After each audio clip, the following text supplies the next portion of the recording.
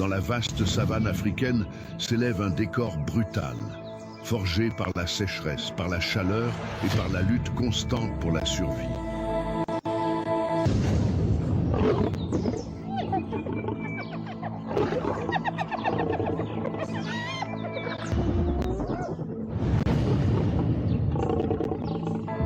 Ici, chaque jour est un défi.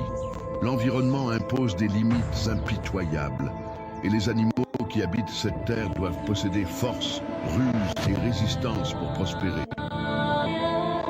Les prédateurs sont les protagonistes de cette arène naturelle. Leurs stratégies de chasse, rivalités et disputes territoriales définissent l'équilibre de l'écosystème. Chaque mouvement est calculé. Chaque échec peut coûter cher. Le drame de la nature se révèle dans des embuscades silencieuses, des courses effrénées et des batailles intenses pour la nourriture. L'air est chargé de tension et l'atmosphère sauvage annonce que rien ici n'est prévisible.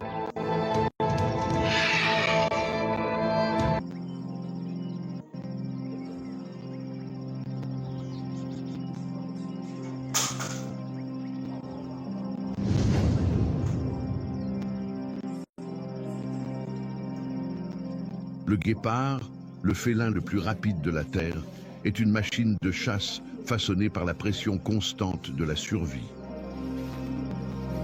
Au milieu des plaines ouvertes de la savane, il dépend d'un corps élancé, d'une musculature légère et de poumons à forte capacité pour atteindre des vitesses supérieures à 100 km par heure en quelques secondes.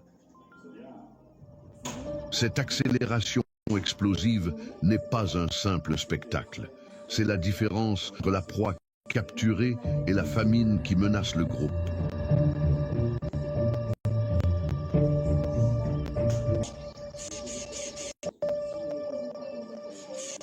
Ce risque constant expose la fragilité d'un chasseur qui, malgré son efficacité, vit à la limite de l'énergie. Pendant la chasse, chaque mouvement est calculé. Le guépard sélectionne des proies jeunes, malades ou distraites, profite des failles dans la cohésion des troupeaux de gazelles et d'impalas. Il avance furtivement, utilisant la végétation clairsemée de la savane comme couverture. Quand la distance idéale est atteinte, généralement moins de 100 mètres, le félin bondit dans une explosion de force. Le cœur s'emballe, les muscles brûlent et le temps de la poursuite est bref, pas plus de 20 secondes.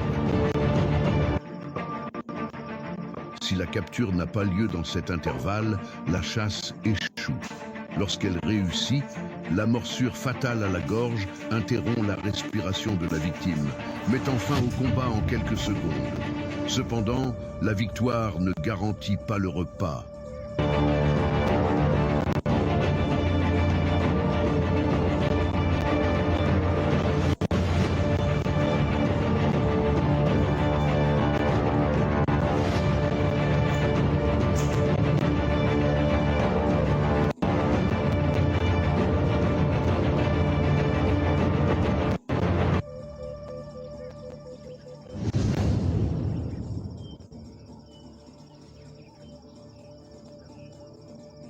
Le guépard doit dévorer sa proie rapidement, avant que lions, hyènes ou même des groupes de vautours ne détectent le mouvement et ne s'approchent. La lutte pour la nourriture fait partie constante de sa réalité. Souvent, le prédateur rapide cède devant la force numérique de rivaux opportunistes. Ce cycle renforce l'instabilité dramatique de la savane, où la vitesse absolue ne protège pas contre la brutalité du collectif.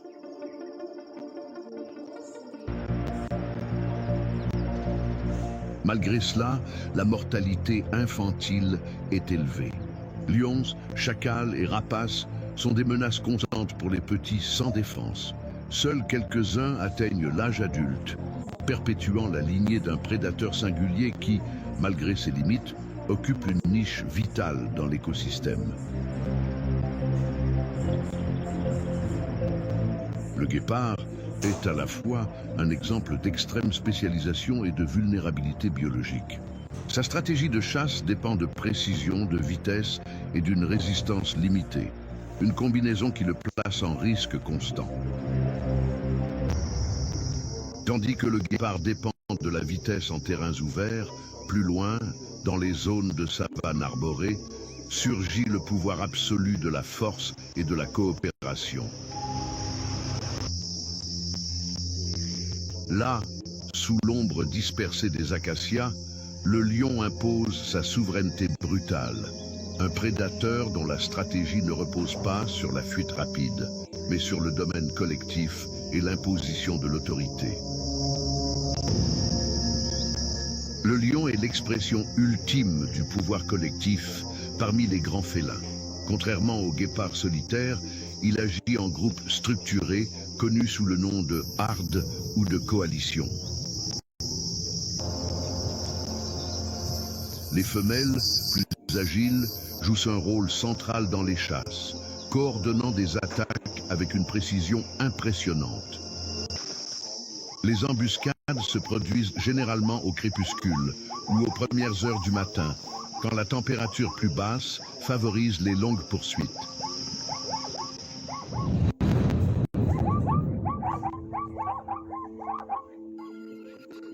Les lionnes se positionnent en demi-cercle, tandis qu'une d'elles avance pour déstabiliser la proie dans le troupeau.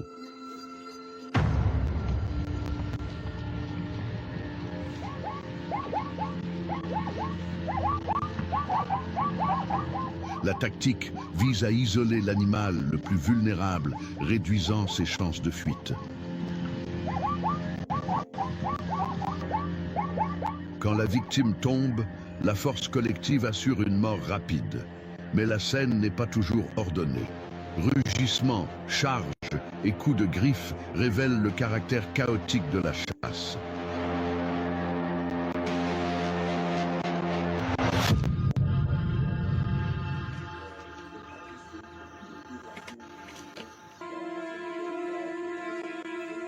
La vie sociale des lions, bien qu'elle offre des avantages à la chasse, est également marquée par les risques. Les mâles dominants doivent défendre leurs femelles et leurs petits contre des rivaux envahisseurs.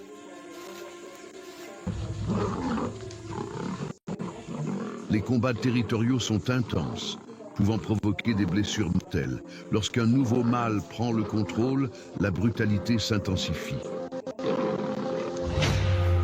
Les petits du leader précédent sont tués pour garantir que seule la nouvelle lignée prospère. Ce comportement, cruel aux yeux humains, est une stratégie naturelle assurant la continuité génétique.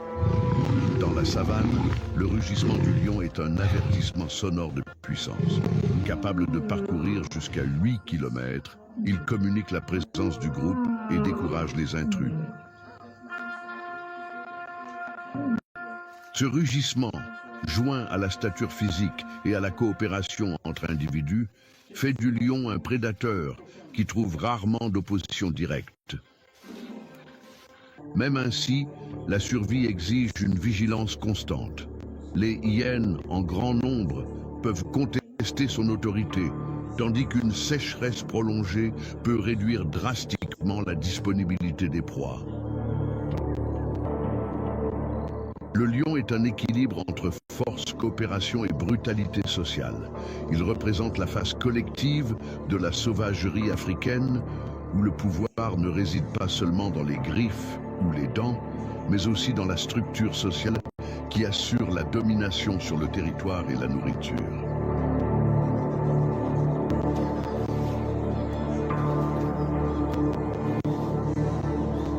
Tandis que les lions imposent leur force dans les plaines ouvertes et savanes arborées, plus loin, entre les branches tortueuses des forêts et les falaises rocheuses, un autre félin adopte une stratégie opposée.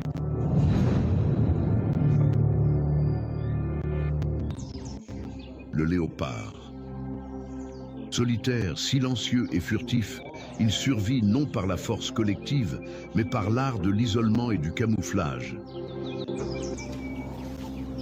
Le léopard est un prédateur de contraste, une force puissante dans un corps relativement compact, allié à une discrétion absolue. Contrairement au lion, il évite les confrontations directes.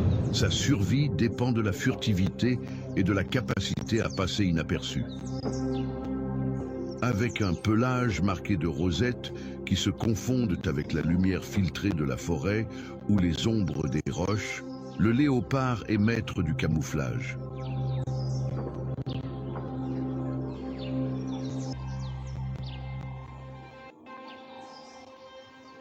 Mais ce qui impressionne le plus, c'est sa relation avec le territoire.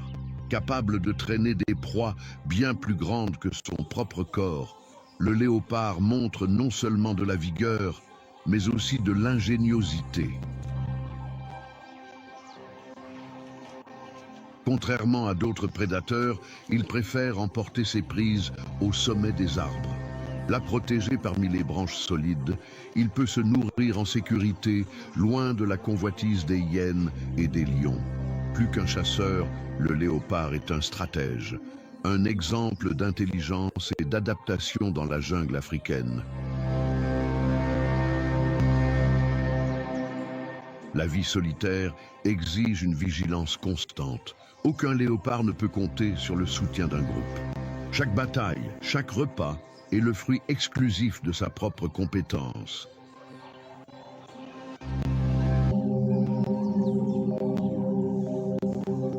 Le léopard n'est pas seulement un chasseur de taille moyenne. Des observations montrent des individus abattant des proies plus grosses qu'eux, comme des gnous jeunes ou même des proies adultes affaiblies.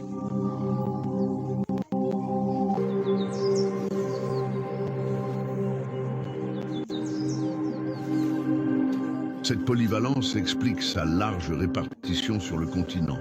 Cependant, elle le place également en contact constant avec les territoires d'autres prédateurs, l'obligeant à se spécialiser dans l'évitement des confrontations. Le camouflage, la force silencieuse et l'intelligence stratégique font du léopard un chasseur unique, brutal dans l'exécution, mais invisible jusqu'à l'instant final.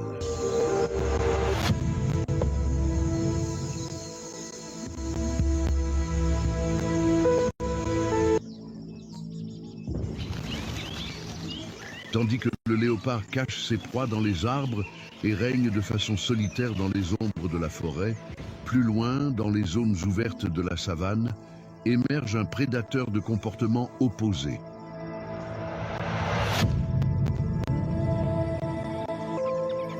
Le chien sauvage. Contrairement à l'isolement silencieux, sa brutalité réside dans la coopération extrême. Une meute chasse ensemble avec discipline, vitesse et efficacité implacable.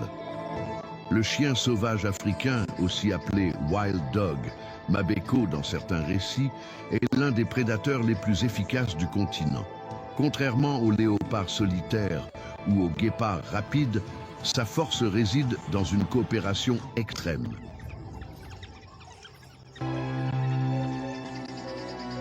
Cette organisation transforme la poursuite en une exécution presque militaire. Communication constante par vocalisation courte, endurance physique et stratégie collective font de ce canidé un prédateur plus performant que bien des félins. La technique de chasse repose sur la persistance. Contrairement aux attaques rapides des félins, les chiens sauvages poursuivent la proie sur de longues distances, exploitant l'épuisement. Une gazelle ou un antilope peut courir rapidement, mais ne peut maintenir la même endurance. Kilomètre après kilomètre, la meute avance en relais, forçant l'animal à commettre des erreurs. Quand la victime perd son souffle, le groupe attaque de manière coordonnée, l'abattant avec une brutalité impressionnante. L'efficacité est si élevée que dans certaines régions, le taux de succès des chasses dépasse 70%.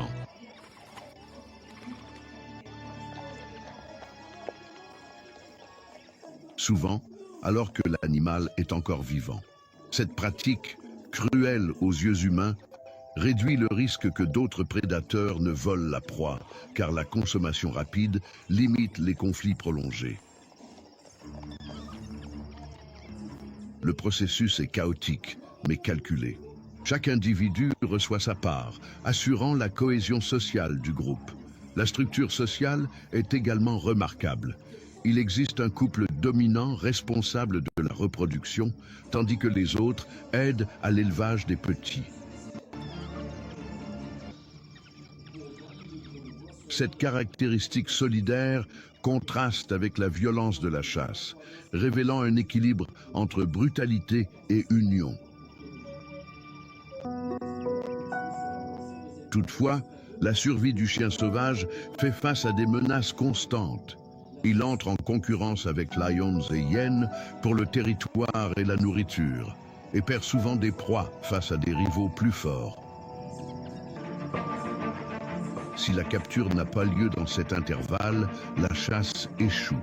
Lorsqu'elle réussit, la morsure fatale à la gorge interrompt la respiration de la victime, mettant fin au combat en quelques secondes. Cependant, la victoire ne garantit pas le repas. De plus, il est vulnérable aux maladies comme la rage et la maladie de Carré, transmises par des chiens domestiques proches des communautés humaines. Pourtant, son adaptabilité et sa discipline sociale assurent la continuité de l'espèce dans des régions où la coopération est la clé pour résister à la pression de l'environnement.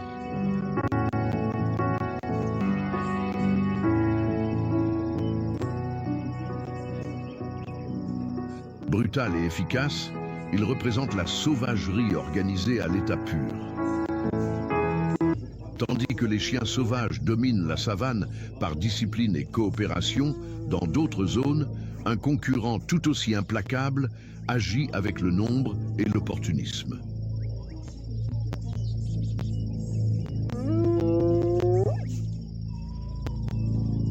La hyène tachetée, souvent sous-estimée, révèle une brutalité propre, soutenue par la force du groupe et la capacité à défier jusqu'aux plus grands prédateurs africains.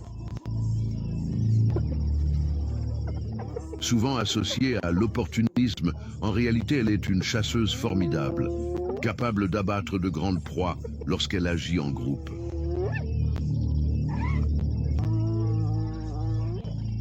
Son corps robuste, ses mâchoires incroyablement puissantes et ses dents adaptées pour broyer les os font d'elle une spécialiste de l'exploitation maximale de chaque carcasse. La puissance de sa morsure est l'une des plus intenses parmi les mammifères carnivores, lui permettant de fracturer des structures que d'autres prédateurs dédaigneraient. Rien n'est gaspillé. Viande, tendons et même les os sont consommés, transformant la hyène en une pièce vitale dans l'équilibre écologique.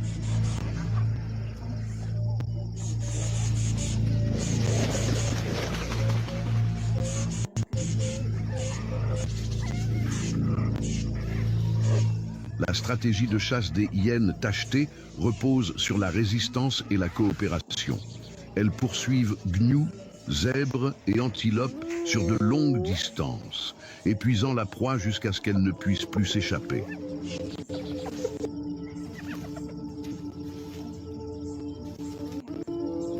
La meute, composée de dizaines d'individus, coordonne les attaques de façon efficace, encerclant la victime et l'abattant avec une brutalité impressionnante. Contrairement à la croyance populaire, elles ne dépendent pas uniquement des restes laissés par les lions. Souvent, ce sont les lions mêmes qui volent leur prise, profitant de la force brute pour dominer la carcasse déjà abattue.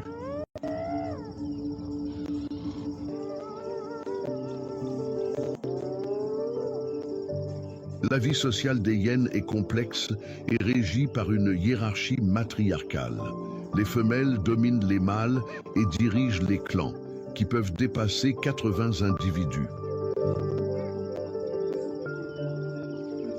Cette organisation assure la défense du territoire et le succès dans la chasse collective. Des disputes internes ont lieu, mais l'ordre est maintenu par l'autorité des femelles dominantes, qui contrôlent l'accès à la nourriture et à la reproduction. La brutalité ne se limite pas aux chasses. Les petits issus d'une même portée peuvent se battre jusqu'à la mort dans les premiers jours de vie, éliminant des concurrents et renforçant les survivants.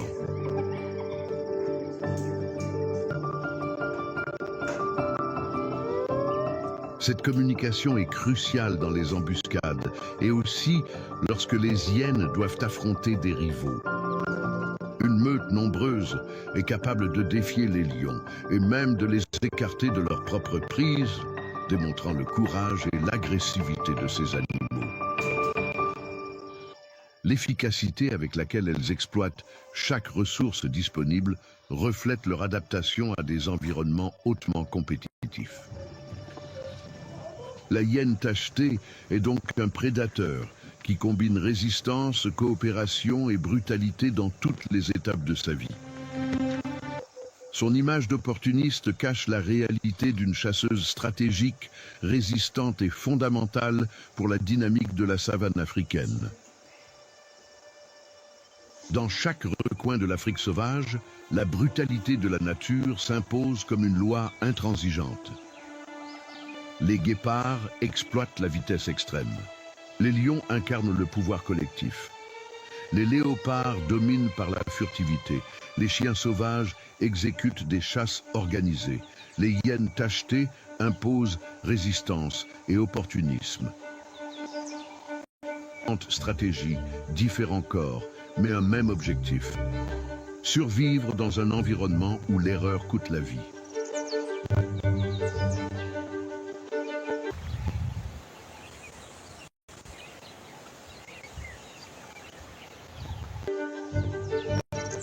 Le drame de la vie sauvage ne se limite pas au combat direct.